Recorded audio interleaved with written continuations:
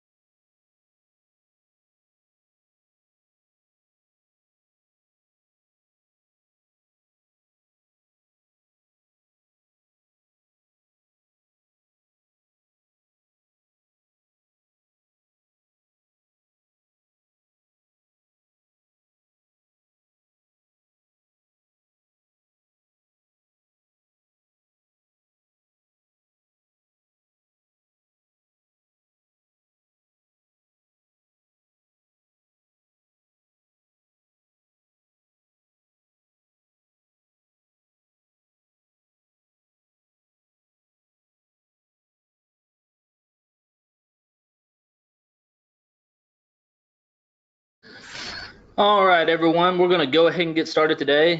We have a couple housekeeping notes to cover with everyone.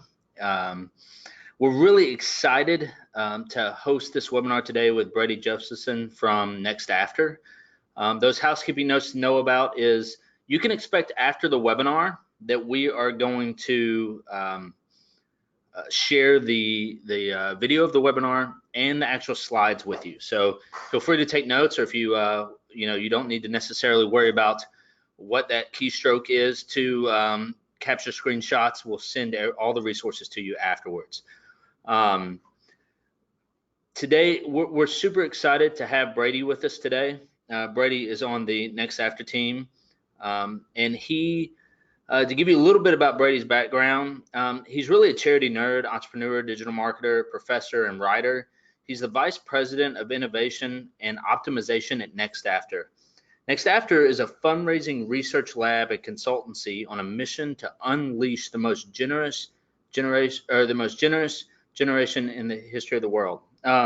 He spent his entire career in the nonprofit world working for nonprofits in technology and as a consultant. He's an international speaker who works and writing, has been featured in the Huffington Post, Charity Today, NPR, the Chronicles of Philanthropy, among others. So we're really pleased to have Brady with us. And this subject, obviously a lot of people are interested in. This is a record-breaking registration for us on webinars. And the 10 elements of a great fundraising email obviously is something that people are very interested in. And it's a jam-packed webinar. There's a lot to cover. I do want to mention that if throughout the webinar you have questions, if you look over on your GoToWebinar control panel, down about halfway down, you'll see a tab that says questions.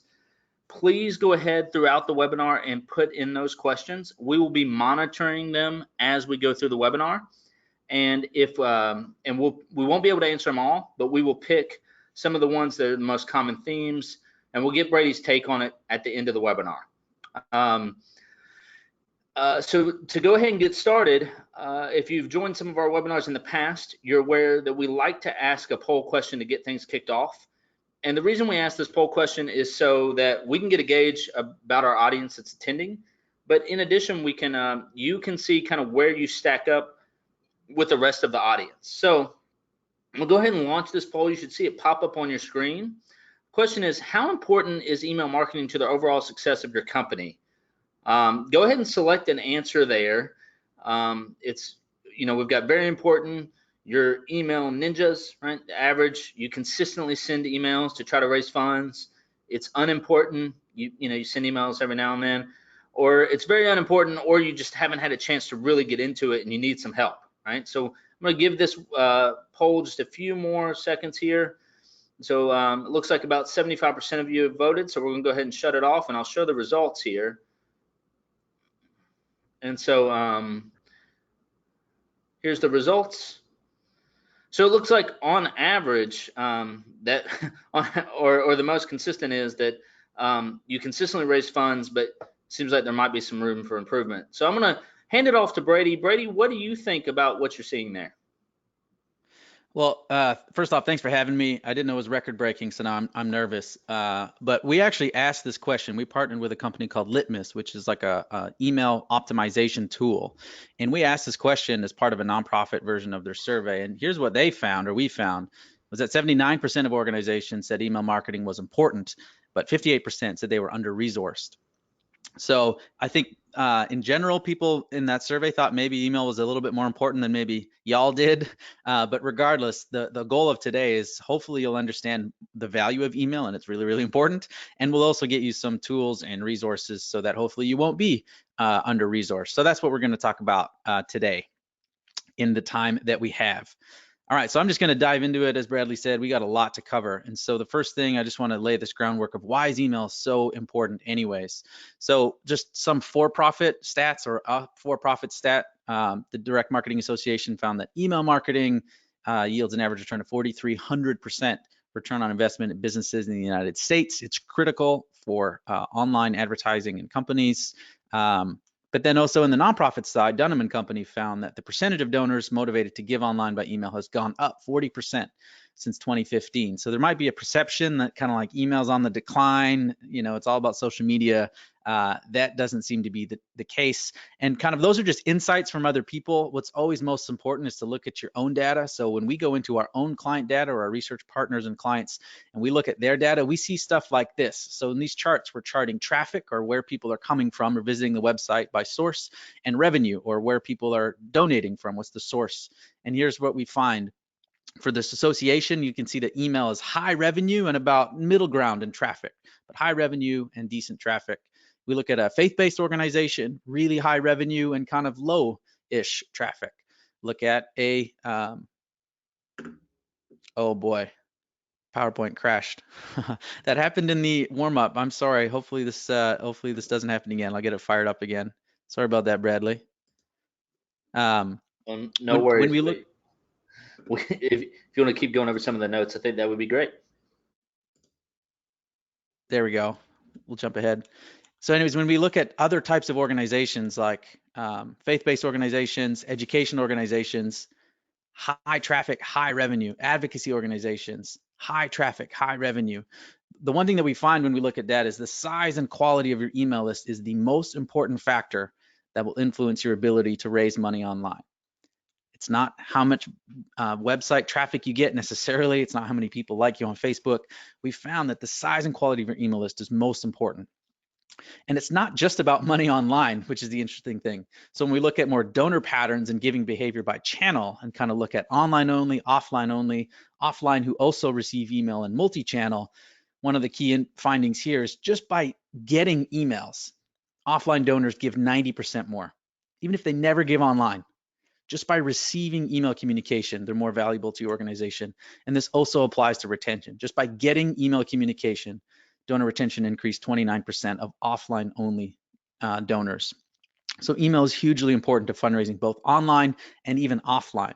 So that's why the basic online fundraising strategy goes something like this. How do we grow our email list through email signups? How do we then use email to engage and move towards a donation? Today, we're going to talk specifically about fundraising appeals and then move them to a donation page where they can actually go on and complete the donation. That's typically talked about as a marketing funnel. If you've ever heard or seen any of our stuff, we like to talk about it as a donor mountain, because people don't just fall down into making a donation. They don't wake up and say, I'd like to give some money away today, please.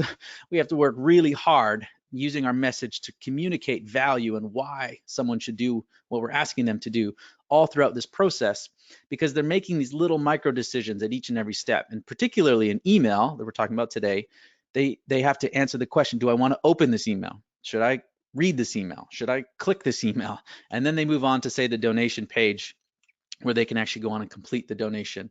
And so they're making these micro decisions all along the way. And that's what we kind of look for to test and optimize, and what the today's sessions is based on, and our methodology and research kind of shows. So we'll unpack it and try to give you some tools for how to send a great fundraising email Bradley mentioned some of the things for housekeeping. I really encourage you to write things down. We're going to fly through examples.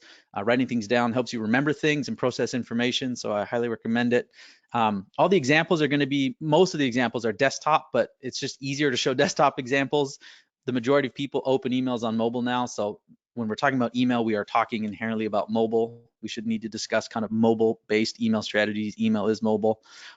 We're going to share our research, our findings, our suggestions, and hopefully you can go out and test it for yourself. We're going to show some of our clients and some people in our studies. You may like their organization, you may not, you might know who they are, you may not, doesn't really matter. We're just trying to show our research and the larger principle, so hopefully you don't get hung up on who the organization is or isn't. And please ask questions, we'll get to them, and if not, you can also email me or find me on Twitter there as well. So we are a research lab, and so we've done it's actually over 1,200 experiments now, and over 300 on emails. And why that's important, not just like, ooh, look at us, we run experiments, but we actually comb through them. We have a director of research who combs through them and tries to find patterns, and we turn them into free resources. And I want to highlight this one in particular because we're just going to scratch the surface on email fundraising. But we got a full course with 6 sessions, 45 minutes or so each on average, that'll walk you through each of these areas in a lot more detail. So if you like kind of what we're talking about and want to go deeper, I highly recommend that. It's free. You can get it nextafter.com/email. Because here is the challenge. Inboxes are crazy. I saw one stats from DMR that says the average office worker gets 121 email messages a day. A day. Our inboxes are chaos. So how do we cut through and get people to kind of open and engage and then move on to a click? So that's what we're going to talk about. The kind of underlying principle to what we found in our research is that the key here is empathy. Is can we understand what an email looks like from the donor's perspective? What does their inbox looks like? How many different organizations are asking them for money or communicating? How many businesses are trying to sell to them? So if we can kind of step out of our own shoes and try to get a sense of what it's like on the donor's side and develop the sense of empathy, I think that's a great perspective to have to try to understand how our emails can kind of cut through. And that's our perspective and where our kind of research comes from. And this key principle that I'll say a lot, and hopefully it's one of the things you walk away with today, but people give to people, not email machines. This is something that we foundationally believe. It's something that our research and data has shown. We even have this chart up on our wall in our office as a reminder, but people give to people, not email machines. And you'll see that theme come up over and over again. So just to recap, email is super valuable to your fundraising. It needs to work with website and other emails, even though we're talking about fundraising emails today. They all kind of work together to move the donor up that mountain towards a donation. The underlying secret is empathy, and the key principle here is people give to people, not email machines. All right, so hopefully we have no more crashes and we can get into these 10 elements of the fundraising email, or great email. So the first part is getting people to open and engage. So this is what we call the email envelope. This includes the sender, reply email, send time, subject line, and preview text. So what does that look like? Let's take an actual look into an inbox and show you how that looks like. So I'm using Gmail here. I think it's about 51% of people in the US now use Gmail as their main email provider. So it's hugely important. It's what I use, and this is where our examples are going to show. So we're going to look at this one email and break it down and just show you what the email envelope looks like. So we've got the sender here. That's obviously who is sending the email. We've got the reply email, which you can see once you open, kind of who you would be replying back to. Send time is obvious, date and time. Subject line, right, what we can kind of read. And then this thing, preview text, which is relatively new, but it's kind of like a second glimpse into what the email is about. So those are the 5 main areas of the email envelope. But again, we want to get this empathy, so we need to understand, how do donors use this email envelope to manage their inbox? And the short answer is this: triage. Everyone has their own different system, right? Some people have flags, some people kind of like boomerang it and send it back to me. Some people have folders and complicated filters, and we all manage our inbox differently, but the core principle is we all kind of triage, right? If we're getting 121 messages a day, we can't read and respond to them all. So we are triaging all the time, of making these snap decisions of what's important and what's not. And we can only really triage or make that many quick decisions by something called impression.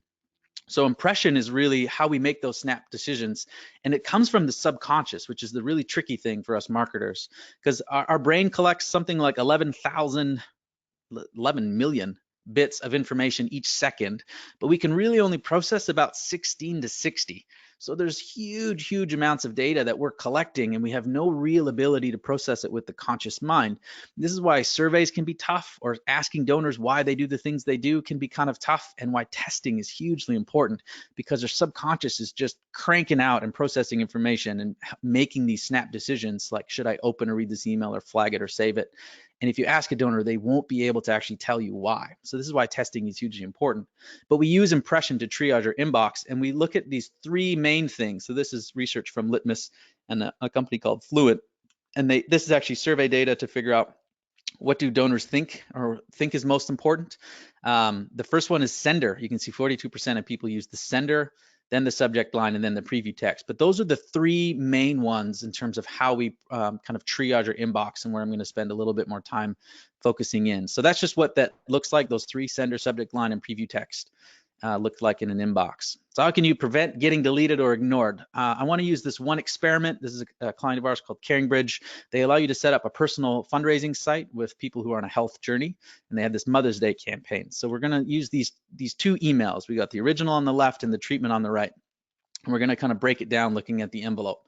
So just a couple other key points here. Sona, so I'm looking at the one on the left. Sona, the sender there, is actually the founder of CaringBridge, and she's the person who sends most of their campaign emails. And then on the right, in the experiment or the test or the treatment, we used Camille. So she's just another user of the site, and users had actually not received an email from her prior to this. And so the end result here was the one from Camille helped increase opens, which is that first decision, right, on that donor journey or the donor mountain, increased opens 137%. So let's break it down. Let's look at the sender line first. Is this a significant factor? So we look at those two emails, right? One is from Sona, CEO, someone they get a lot of emails from. The other one's from Camille, new person.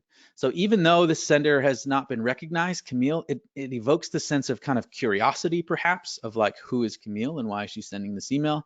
But it's maybe a bit more believable, right? Like, did the CEO of this organization really sit down and write me this personal email? Whereas maybe Camille basically did. So we also ran another test with Sona versus someone else, and it wasn't quite as extreme result, but we did find that it helped increase opens again. So there's a couple things at play here. One, it's kind of who the sender is important, but one thing to test is just try sending your emails from a different person. If you send it from the same sender and the same person every single time, even just by changing it up, it might kind of stand out because, again, the subconscious might know, oh, this sender means they're asking me for money, or this sender means this organization. Whereas if you change the sender, the brain might go, oh, what is this? I haven't seen this before. So just sending from a different person is something to kind of test. But a general principle that we found as well is that generally emails appear to be sent from a realistic representative or one person perform better than from a collective. So here's a few examples. You can see on the left, we've got the organization, competitive enterprise, and on the right, Kent Lossman, a person. In this case, helped increase opens 28%. Different version of the same type of test. In this case, it was the name and then the organization versus just the name on the bottom there. Just the name, no organization, helped increase opens 18%. And we've actually ran that ourselves. So Tim, who's our founder and my boss, just him versus him and our company, NextAfter. Just by including the company name, it decreased opens and email clicks. So try sending your emails from a person, not an organization. We've recently done 2 studies, one in Canada with 152 organizations and one in the US on recurring giving with 115. And in both cases, we found that the vast majority is being sent from organizations, both in Canada and the US, are coming from organizations and not people. Yet all of our research shows that, generally speaking, emails from people perform better than organizations. So that's one of the easiest things that you should be able to try and test today or tomorrow. All right, so subject lines. If you do a quick Google search, you will find oodles and crap ton, 2 very scientific units of measurement. You'll find oodles and crap ton of content and resources, right? 10 subject lines and how to write a winning subject line and tons of resources. So we're going to try to make this as simple as we can without kind of going down like, here's 50 ideas. We're going to try to present 2 main frameworks and then 5 examples within one of them. And I just want to use like a voicemail as an example of these 2 different paths you can take. So one, you can kind of appeal to the topic with your subject line. So potentially Tim could leave me a voicemail like, hey Brady, it's Tim. I have a question about taxes and enrollment. Can you call me back? Now, appealing to the topic, to make that a little bit better, he'd maybe say something like, I have a question concerning your paycheck and health insurance. Like, what is the specific topic? Can you call me back so I can get everything to you on time? Now there's some urgency. That's a really good way to appeal to the topic, right? Knowing me and my desire to have health insurance. Or appealing to the conversation. This is the kind of second track that you can take. And this is where Tim, instead of talking about details, would maybe say, hey, Brady, it's Tim. I've got an important question I need to ask you. Can you call me back? These are the two differences. Appealing to the topic is kind of, in this case, like taxes and healthcare and kind of things that are important to me. And the other one is just, it's important to me because it's Tim and he's important to me. And there's value in just the conversation. So while appealing to the topic can be very strong in terms of subject lines, it really requires you to know a lot about your audience, who they are, what they care about. And so I'm going to focus more on 5 things that you can do to kind of appeal to the conversation with subject lines, which we think is a little bit easier and is a little bit more on the relational side of things. So here are the 5 key levers that we kind of bore out in our research that you can use to increase your subject lines to get more opens and clicks. The first is mystery. So this is where you actually leave something out completely, right? You're trying to tease the reader through to kind of, what is this about? Utility, this is a little bit more direct maybe, but it implies that they will get something of value or something of benefit.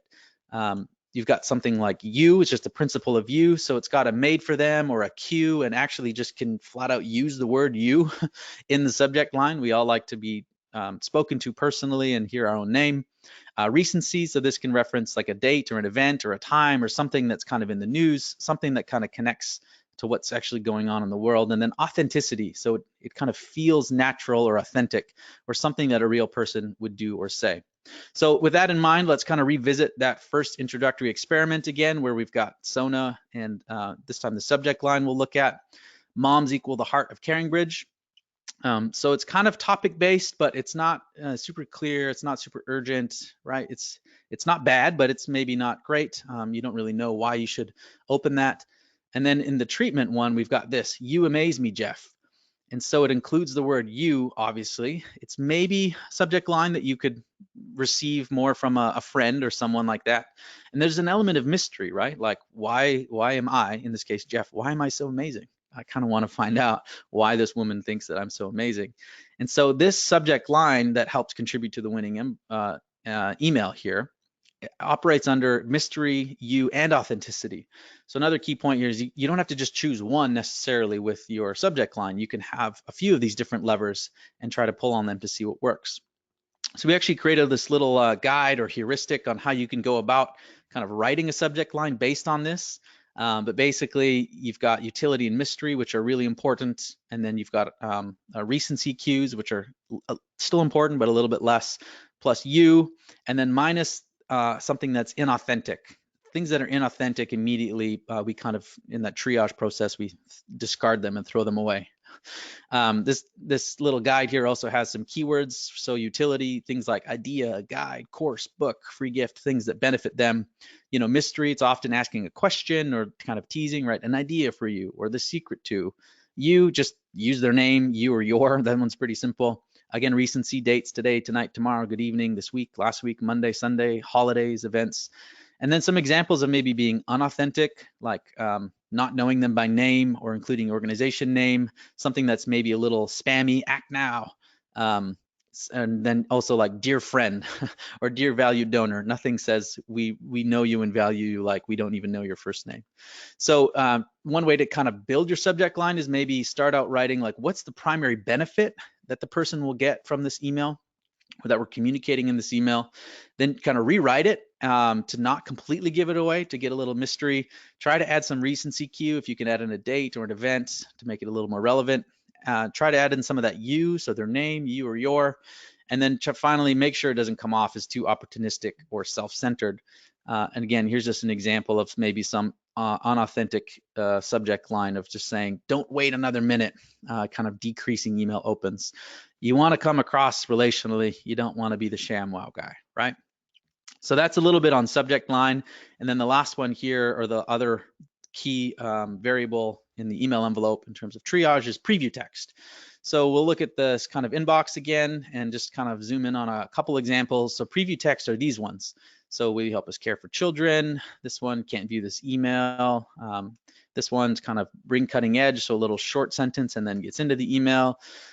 This one kind of dives into the email and then has view this email in browser. This one kind of jumps right into the email.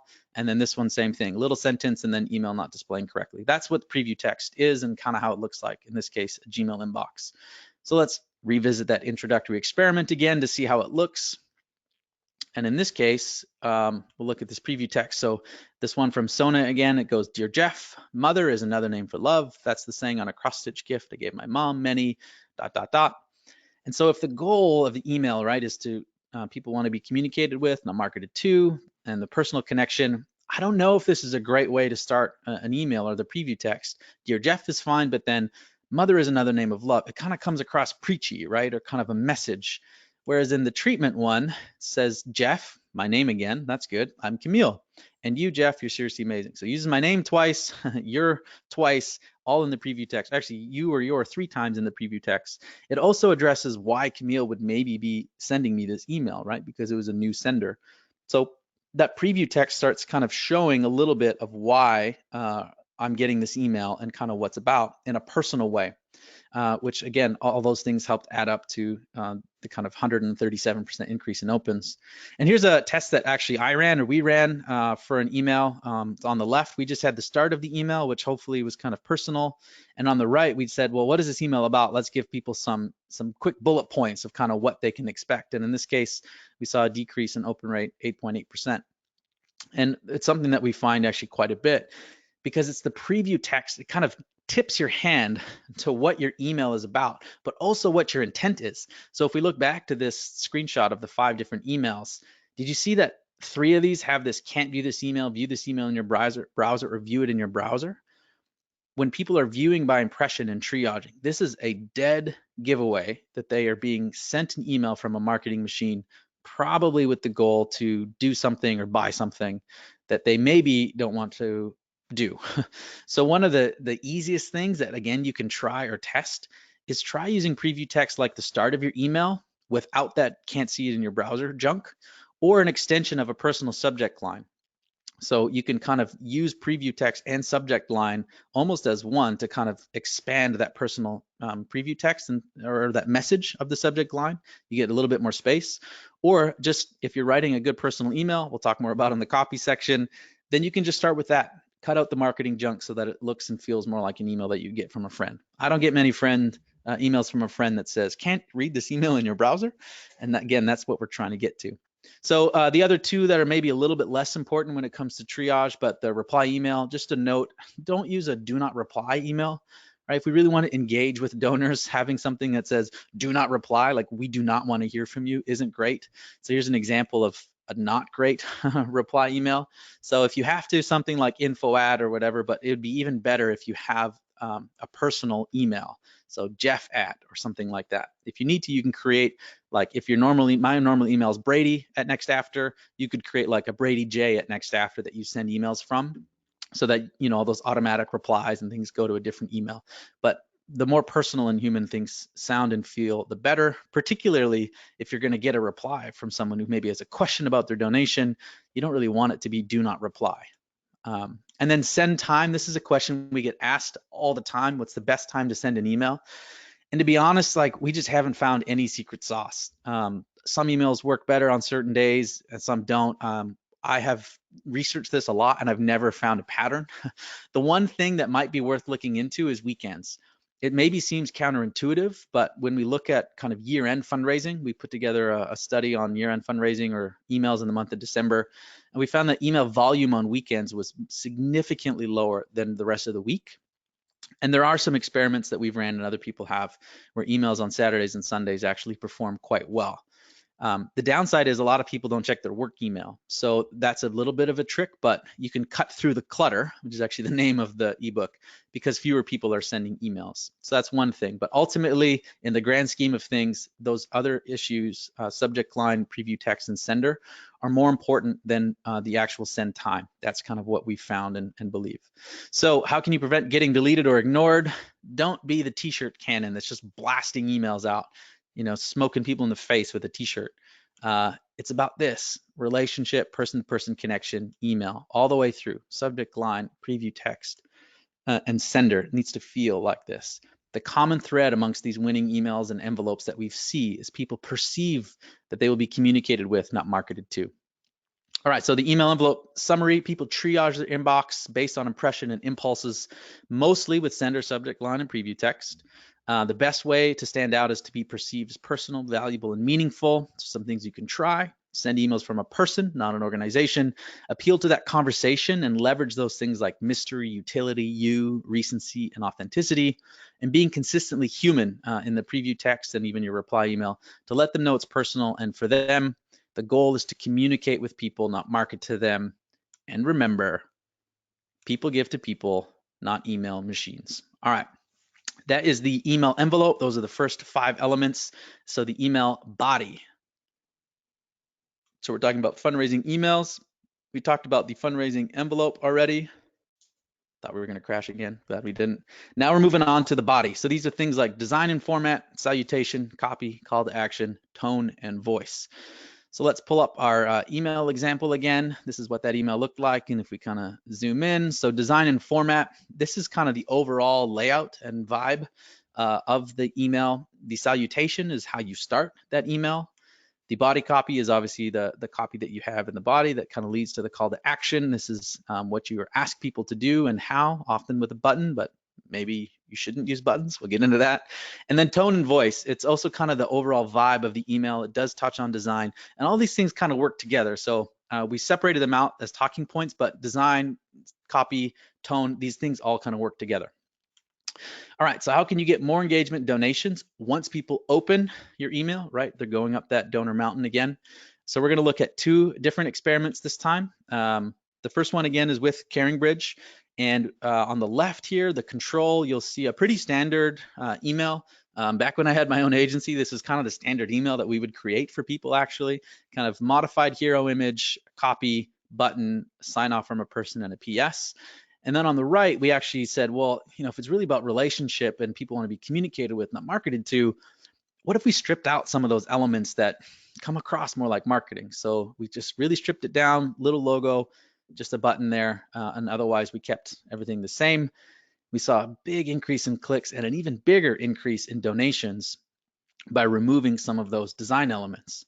Right, so while the original one certainly wasn't like fancy or crazy, it still looked and felt a bit like a marketing message, whereas the treatment looked and felt a little bit more personal. So then we actually ran a follow-up study and said, well, what if we can take this even further? And so on the left there, you'll see that kind of winning version, and on the right, we did a few things, including kind of stripping out the design even more. And we found in this case, we saw another big increase in donations, almost 150%, 145% increase in donations. So if we look a little closer here on the design side, you'll see that we moved the logo from the top, so it's not the first thing that you run into, to the bottom. We removed the button. Again, I don't get a lot of emails from friends with big old buttons, and we just turned it into a text link. And then if you actually get into the copy a little bit, so that was on the design side of things, but if you actually get into the copy, if we look at how we start, or the salutation, so on the left, when your world has been turned upside down, every connection counts, every bit of strength, every heart brought together. It's a bit of that kind of preachy message again, right? Whereas on the right, we did something more like, I know you've been using CaringBridge recently to stay connected to your loved ones, and I hope it's been a source of strength for you. Again, common threads. It sounds a bit more like a person, sounds a bit more like how an email from a person would start, and it's got you in there a few different times. So it feels that more that way. And then if we look at the second paragraph on the left there, it jumps into a story about Erica and 6-month-old son, and it's a good story, but again, it's kind of, you're being talked to as opposed to kind of engaged with. And on the right, it's a little bit more, hey, right now we're in this campaign to raise money. It's for those who need a safe place, protected in life's most challenging times. So even it's jumping a little bit into the value proposition sooner, it feels a little bit more authentic, or more like from a person. And so when you kind of add it all up in terms of the design changes and some of those copy changes, the one on the right, again, just feels a lot more like it's been written for me as Brady or as a person. And it helps lead to this dramatic increase in donations. And that's kind of what we're going after. And so it's with fundraising emails, but this is something that you should be looking at or testing with not just fundraising emails. So you can do campaigns like year end, kind of more design versus less design, increase in clicks, free course launch, more design, less design, increase in clicks, free ebook offer, more design, less design, increase in clicks. A stewardship email with a video, even more design, less design, kind of increase in clicks. So one of the things that you could try again today is try no or very little design in your email. Your kind of communications people and maybe your designers, maybe they won't like it and they might disagree with it, which is why put it to the test. Just do one with your normal design and template and one without it and just see how it performs and see if you can validate that and run it again if not. And the other thing is maybe try moving buttons. Instead of using buttons, use text or hyperlinks. Again, those are more like emails that people send. And another thing is try removing or reducing your logo. Normally we at nonprofits like love our logos, but normally donors don't really care about your logo. And so we'll slap our logo on everything, and especially in emails, it'll be often the first big thing you see, but it's not really adding value. Logos can be a trust factor, so including them might make sense, but often being big and the first thing you see isn't always the most engaging. So those are a few ideas of how you can kind of tweak your design and test to see design and format. So we're going to look at another experiment here. This is the Illinois Policy Institute. They had a campaign running to support a budget contest. So here's the email one. I'll pull them up side by side and I won't read all of them, but here's email one. And then here's email two. So when we put them side by side here and we ran the experiment, you can see that in terms of like look and layout, they're very similar, like no design elements, signature, text-based links for the most part. But what we want to do, or what I'm going to do here, is dive a little bit into the copy that helped lead to this significant increase, 328% increase in donations and an increase of 91% in average gift, basically just by tweaking the copy and the tone of voice in between these two. So if we look in a little bit closer, you can see that this email has all these different little emotive language additions that kind of connects with the reader emotionally. People give when they're emotionally moved, and then they justify that with kind of logic and reason, right? You can't reason a donor into giving for the most part. It's led by emotion. And so the language needs to tap into this emotional side, but it can't necessarily just be so extreme and, you know, the kind of kid with flies and that kind of in your face emotion, because that can come across kind of spammy. So we have these little emotional connections, like I wanted to get this news to you as soon as I could, but now the fight begins. You can help turn up the heat, every bit of support, incredible impact, desperately needs a balanced budget, and I'd be honored. These are little personal, emotional kind of messages buried throughout the email that engages a reader and actually helps work on the persuasion, leading them to a donation. You can also see that it a little bit more clearly defines the role the reader can play and the need for money. This was another thing that we actually found in the Canadian scorecard when we analyzed like 1,400 emails and we looked at the appeals, is organizations really aren't very clear with the fact that they're asking for a donation and what it will do and how to complete it. Often we'll kind of talk about ourselves or talk about something and then have a button. And actually, if you look at it again from the perspective of the donor, it's not as clear as you might think. So in this case, we're raising money to pressure lawmakers. Would you help us push this important new budget forward? I'd be honored if you joined us. Thanks for standing for balanced budgets. So it's a little bit more clear and direct with what the donation will actually do. And then often clarity trumps persuasion. So just being clear with what the donation will do is hugely important. They also have this clear call to action and with a link. So it wasn't even like a hyperlink. This was like what we call a raw link. We have some experiments that show that raw links actually perform even better than hyperlinks and buttons. So that's maybe another thing to kind of test out. So when you kind of add it all up, right, this kind of more personal tone, this emotive language, the raw link, it adds up to this monumental difference in performance. And the underlying reason, what we think, is this thing called social presence. It's this idea that people interact with technology and digital things just like they would with a human. Increasingly, this is important as more and more of our lives are digital. But it's not like we just start interacting with a web page and just communicate and connect with it totally different. We carry over the same things that we would if we met someone face to face and shaking their hand to digital experiences. And this is again why that type of email with those emotional connective languages and the personal side is so imperative, and why it seems to work a lot is because people operate off this principle of social presence. So one of the things that you can try is try to make your content a bit more emotive with these subtle human terms and expressions. Again, one tip is to write out your email and then read it out loud, or read it out loud to a friend. And oftentimes just by reading it out loud, you go, my gosh, a human would never write that to another human. And if that's the case, then go back and rewrite it. But sometimes, you're so busy, you're just cranking out an email and it comes across very internal focused and marketing speak. So, reading it out loud or having someone else read it out loud can help sometimes there. All right, another question we get a lot is, how long should my email be? Well, here's a few tests that you can see: kind of short email, long email. Long email, decrease in clicks, but increase in donations. Here's a different version, kind of short, and then this one's a little bit longer. More clicks on the left, but a lot more donations on the right. A different one, this is extreme, 550 words versus 2,200 words. A lot more donations, 106% increase. And same thing, longer on the left, shorter on the right. Huge increase in clicks, no difference in donation rate, and less on the average gift. So did you see a pattern there? The first one is this, that not all clicks are created equal. The goal of the email is to, yes, get a click, but it's supposed to lead towards a donation.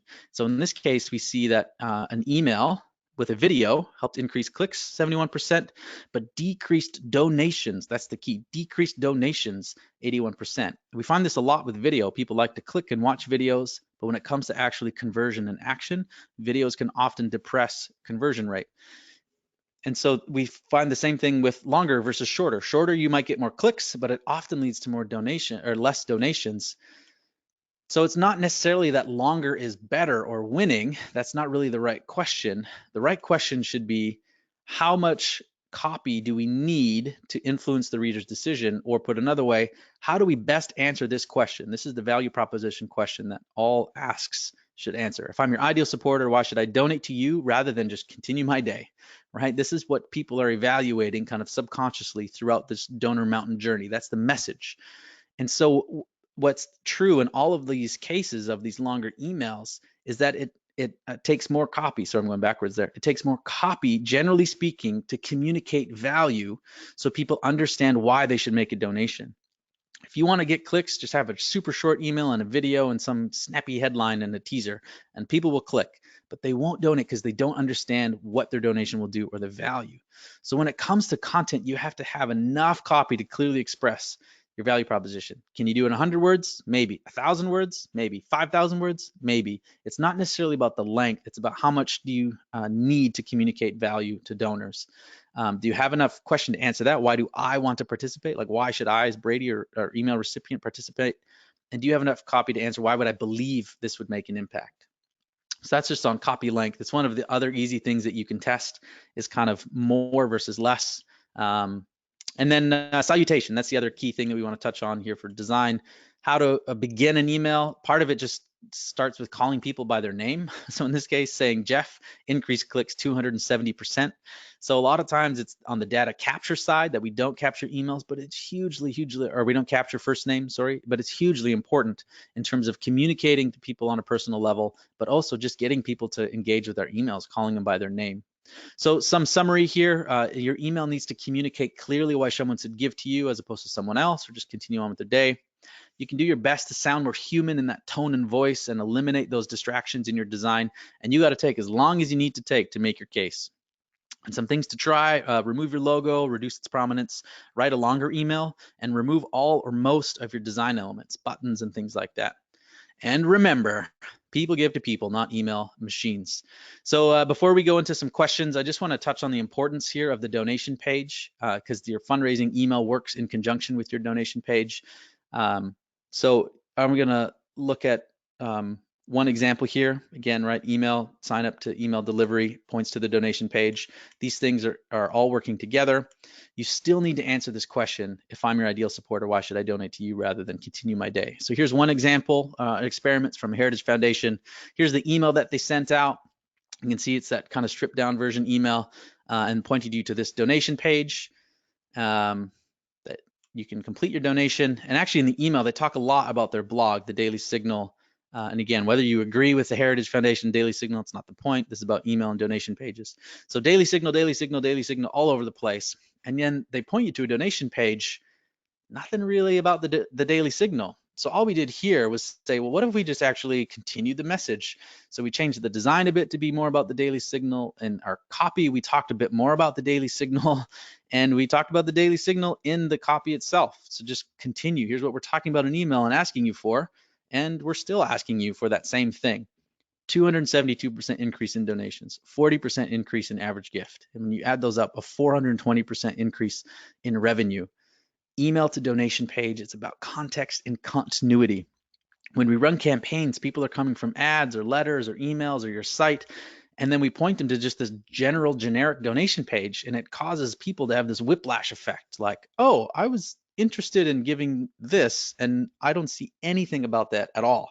So it creates this kind of cognitive whiplash and leads to these high abandonment rates. So the email should be working in conjunction with your donation page and where you're pushing people. That's actually one of the core things. We have a whole session on it in this new course that just launched on donation and landing pages. So if you want to learn more about donation pages, I know that's not what today's about, but you can check it out, nextafter.com/landing page. All of our resources and classes and stuff, you can find it all at nextafter.com. One thing that's not free, but maybe you'll be interested in, we have a conference, the Nonprofit Innovation and Optimization Summit. It's in San Antonio, September 27th and 28th. We've got some great speakers, some people from Charity Water and talking about storytelling. We have the head of Google Ad Grants coming, some people from Europe and Canada, and we've got people from all over talking about innovation and optimization. So if you're interested in this kind of stuff, it'd be great to have you out. You can learn more at neosummit.com. And if you want to save $400, thanks to your good friends at Kindful, you can use that discount code KFL Special to save $400 off your ticket price. So I think Bradley will send that out in the follow-up emails, or you can email me and I'm happy to send you a link too. So a couple more resources, some free, the conference is not, that you can check out. And I mentioned these two in particular are actually the subject line heuristic, but we actually created an email body guide of sorts. It's a Word doc that you can kind of take and work from and make your own. I'd love to send these to you. I think, Bradley, you got a way for us to get this into the hands of the people who want it, just for attending today, but hopefully these are two resources that can help you. And hopefully the presentation itself gave you some ideas of ways you can go about improving and optimizing your emails when it comes to fundraising. Yeah, absolutely, Brady, great content. And for this, real quick, we're going to launch one more poll. So just to make it super easy, if you would like these resources sent directly to you from NextAfter, go ahead and answer this poll and just click yes, and we will get the NextAfter team will send that over to you. If you are watching this webinar later or recorded, the email that you received to get this webinar recording will have those resources in them that you can download as well. So I'm gonna give this just another second here to see who all is interested in it. Great, thanks everyone who's interested. Looks like 98% of you want to receive that poll, and so we'll get that sent over to you. Brady, I think you have one more slide here for me. Is that right? Boom. Perfect. So if you're not familiar with Kindful, I don't think I said this at the beginning. My name is Bradley Martin. I lead our sales and marketing here at Kindful. But if you're on this webinar and you'd be interested in learning more about Kindful, we are a donor management software that helps nonprofits organize their data and manage their donors better, so you can make a greater impact. And so feel free to visit us at kindful.com to learn more. Email us at hi@kindful, or you can schedule a demo at our website. Now, this was jam-packed with information. We're ready to start diving into some questions here. We may go a little over time. We may go maybe like 5 minutes past 2, because I do want to answer some questions along the way. We had some really great ones. And Brady, I have one I want to start with you on. So if you want to start testing, where would you start? I mean, where would you suggest that people, because, you know, coming up with long emails versus short emails and all the things you have to think through around testing, where would you say, from your experience and NextAfter's experience, have you found that's the best place to start testing? Yeah, that's a really good question. So particularly when it comes to email, I'll maybe answer it in two phases. One, generally subject line is the easiest thing to test. Most tools, whether it's Constant Contact or MailChimp, which is kind of more of our preferred out of the box tool, they make it super easy to split test subject lines. And increasingly, these tools are getting better and better at making it quite easy to just copy, you write the email once, duplicate it, and then just take out the image or write some more copy. It's getting easier and easier to set it up on the front end, where it's more complicated, especially if your goal is donations and you want to be measuring donations, again, not just opens and clicks, which is the information that email tools provide. Now you got to start leaning more on your Google Analytics and something like e-commerce that actually shows where donations came from. So that's where things get trickier. I think it's definitely worth the effort to set it up because it's the only way that you can actually run tests on landing pages and things like that. But if you don't have that, or you're using a third-party donation system that's just impossible, subject line is one of the easier things to test, and sender often is one of the easier things to test as well. And hopefully that can start getting you a sense of how to communicate what your donors are kind of responding to. Is it the more personal approach, or who's the sender? The second thing, just kind of more generally about testing, and I think we're actually building a course on like intro to testing, because we get asked this a lot, and it's both complicated and easy at the same time. But one of the principles that I found really valuable about testing is the smaller that your like list size is, or the smaller that you have, the less traffic that you get, the more radical your test needs to be to actually validate or learn from it. So, if you've got 2,000 people on your email list and you split it into 1,000, and then you just tweak one word in the subject line, that's going to be really, really difficult to validate or really learn to know more about your donors. So kind of the general rule is the smaller sample size you're working with, the more extreme the test has to be in order to learn. And so often we'll do real extreme tests first, like no design versus design, or, super long copy versus short copy or something, to see if we're even on the right track. And then we'll start doing more incremental testing and optimization once we know we're on the right track. So those are a couple things there around testing that hopefully is useful. Great. Yeah, thanks. So another one, this is a quick one. I'm going to try to go through as many as I can that are pretty quick here. So what is a good open rate on emails to use as a goal? Depends.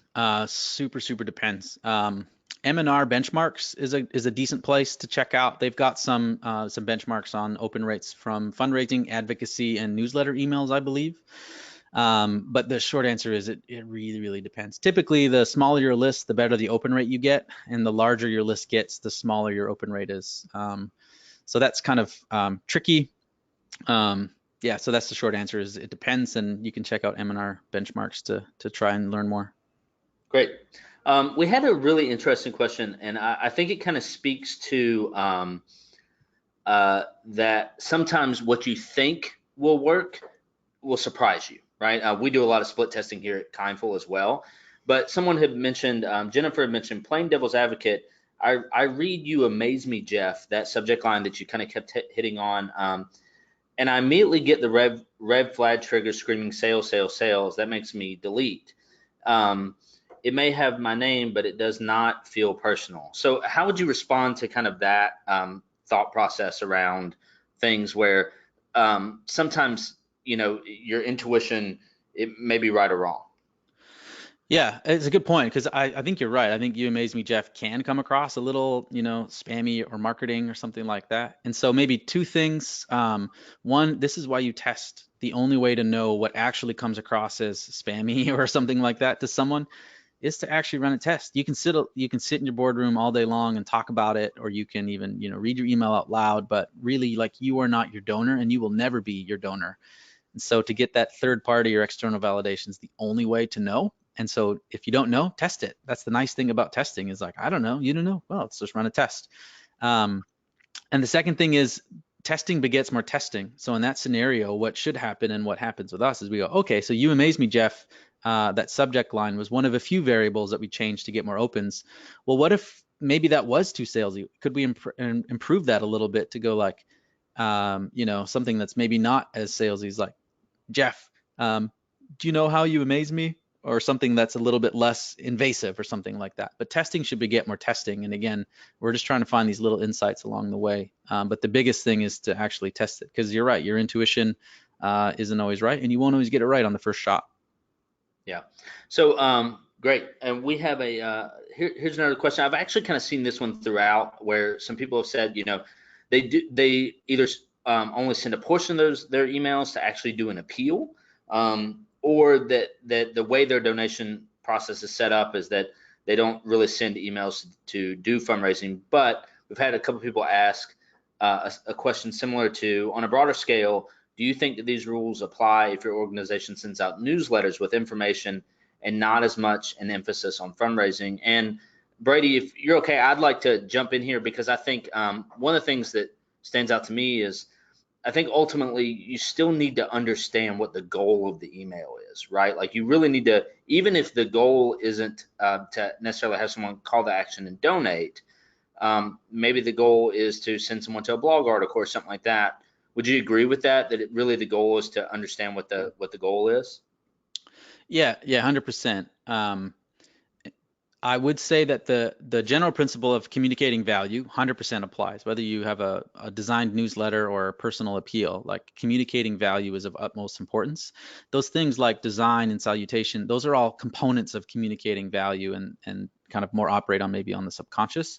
I think for things like peer-to-peer walks or advocacy, or things where we're trying to move people to action, I do think the approach of less design, more copy, more emotive is good. I think it's worth testing in newsletters. We don't have as much research on newsletters exactly. I've seen some conflicting things from other people, where if you're just trying to communicate kind of updates and stories, I think there is a time and a place to have a maybe more designed email, and here's the latest from the field, here's a video that we created, and the more cultivation engagement emails. I think that could make sense. We're talking about that ourselves, of moving towards that, because we've got a lot of content coming out and it's hard to be personal all the time. But I do think when it's moving people to action, and in this case donations, but I think it applies to other things like advocacy and peer-to-peer, I think it should work, and it's absolutely worth testing. Great. This one I thought was interesting. It's a practice I've seen a lot, especially in the for-profit space. But have you guys done any research or done any tests on how successful emoticons are on a subject line? No, we haven't. I ran that test personally, like when I had my own blog, and it was inconclusive. And the default for me was like, I'm not a big emoticon guy, so I wouldn't send an emoticon. So I think that's part of it, is, authenticity is key as well. So there is a case where, oh, maybe an emoticon works or not, but like, would you as an organization, or who that sender is, ever use an emoticon? If the answer is no, then you shouldn't even really test it, because it's inauthentic. And I do think, generally speaking, something like an emoticon is a pretty low lever test, right? Does it really share more about what the donor values, or what they care about, or what they would do in terms of move them towards action? Not really, I think. So that's the other thing to think about in testing. It's not just about what gets the most opens, but we're trying to piece together learnings about our donors that we can maybe carry over into how we write our blogs, or how we write our direct mail letters, or other areas. And so if you think about web and web infrastructure more as like a lab, that's kind of what we do. You can use it to learn about your donors, and not just whatever gets an open. So I think emoticons, we haven't tested it. Our general view is that it's a pretty low lever test that doesn't tell us a lot about the donors. Okay, so we're coming on the 2 o'clock mark here. I've got 3 more questions I think will be quick, but I think are really great. So you just mentioned, Alex asked, you just mentioned a test being inconclusive. How would you define a test being inconclusive? Yeah, so two schools of thought there. One is the general kind of accepted principle around testing is 95% confidence. We've got a tool actually on our site that allows you to pump in, like, here's how many emails and clicks, A and B, and it'll calculate the validity of the experiment. So that's how you can calculate statistical significance, which in kind of the academic circles kind of validates whether it's true or not. So that's one kind of school of thought, and generally you need about 5,000 emails to split into 2 to have a chance. You can do it with 1,000 in each, but that's really tough. So normally you're looking at 5,000 in each, and then for a website or a landing page, you're looking at more like 1,000 each. It's kind of the minimums. But we've got a tool, other people have tools that you can use to calculate statistical significance. But the other thing is, I'm not an academic trying to get published in journals, and nor are you. Our goal is to learn about donors and deliver more results. And so I think we can maybe get a little too hung up on statistical significance of like, oh, well, it didn't validate, therefore we should stop testing, or it didn't validate, so it's totally useless. I don't think that's true. If you run the same experiment 5 times and it all comes out true, but maybe not to a statistical significance degree, maybe that's enough to go like, I think this is, working, and you can move on to something else. Like, our goal as marketers to optimize, not necessarily reach statistical significance. So I think it's important. It's a useful tool to know when you've validated a test, but I don't know if we should be so hung up on it as marketers as maybe like academics would need to be. Okay, great. So the last two here. So one is around video. Do you think one should not include a video and a donation appeal when raising funds as the primary goal? So have you guys done anything around video? So caveat that we always say is test it. But I would say I've seen enough of my own work and of our own research to say, basically, don't put a video in an email that's asking for a donation, and don't put video on a page that's asking for a donation. That's the standing point. I think video is great, especially higher up in the engagement funnel, like to share a story, communicate a campaign on social to watch, and get shares and things like that. But it's too distracting, and it doesn't create enough momentum towards action like a simplified design and copy would. So yes, use it, but probably not at the point of donation.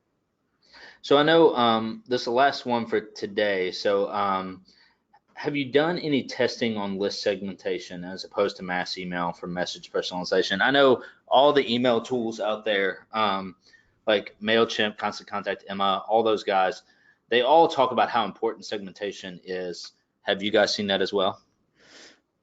Yeah, of course. To be more personal, which is kind of what our whole approach is. Like, how do you talk to people one-on-one? You need to better use kind of data and segmentation to know kind of who they are and what they care about. And so that's a much more complicated thing that gets into like tools and systems. But for sure, segmentation and segmentation where we think is more valuable is more who people are and what they do, as opposed to kind of what they've given and when.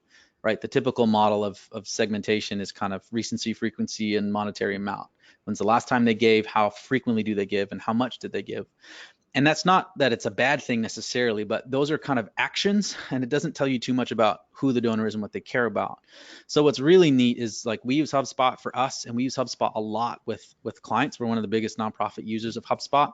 And part of that is it allows us to take what people are visiting, clicking, like it accumulates that data in the system, and then we can send emails. So, if someone's on a page about digging wells in Uganda, for example, and they've been on that page 3 times in the last week, you can send an email that says, maybe doesn't reference like, we saw you on our donation page. Like, you don't need to be creepy, but maybe you send an appeal about giving to Uganda because that's something, or you're assuming with reasonable certainty that they're interested in that. So I think there's some tools that can really help with segmentation, and I think that we're seeing a lot of opportunity on those levels, but it puts a lot of pressure on your data and tools, because without it, it's really difficult to do it really well. Well, look, Brady, thanks so much for the time. This was a ton of information. I think it's incredibly valuable. And again, everyone who's on the webinar who attended, remember, we're going to send you out a recording and the slides after. You can expect to get those tomorrow. And then NextAfter, all of you who said yes, you'd love those resources, NextAfter will be sending those over to you. So again, thanks everyone for attending. Thanks for taking the time out of your day. We know you're very busy individuals with the work that you're doing, and so we really appreciate you taking the time to spend it with us. Thanks so much. Thanks, everyone.